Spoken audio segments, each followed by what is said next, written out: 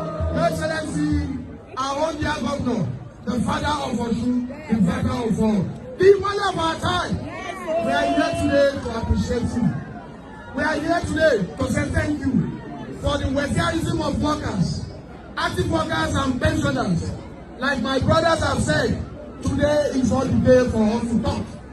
The day for us to talk is coming in Sierra.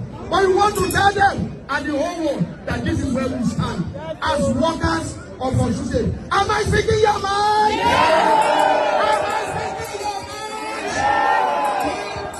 2026, it is Imbole. From 2026, it is Ademala. We will cast all our vote for who? For who? You cannot intimidate us. This is a message to the Honorable Commissioner, Honorable Minister for Finance, and also the AGF, and also federal government to release the local government allocation of Osun.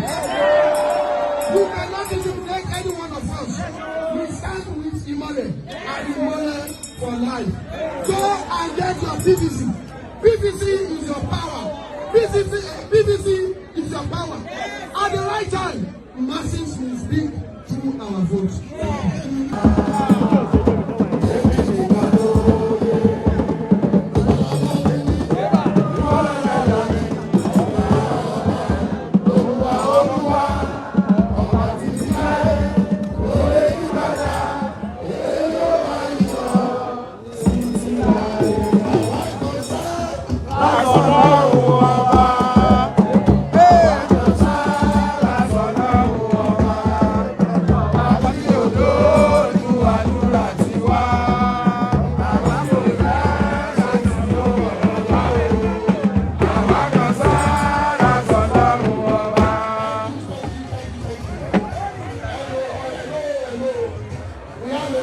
That we are going today, but I just want to appreciate Osun workers for this show of love. I can tell you that you ain't seen nothing yet. Your governor,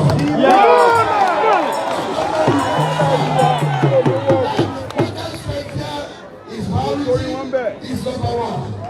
I told you that is what is going to happen. Yes. Is he happy? I can assure you, by the special grace of God, the local government money will come us by the special grace of God. Very soon, another sub loan is coming to you.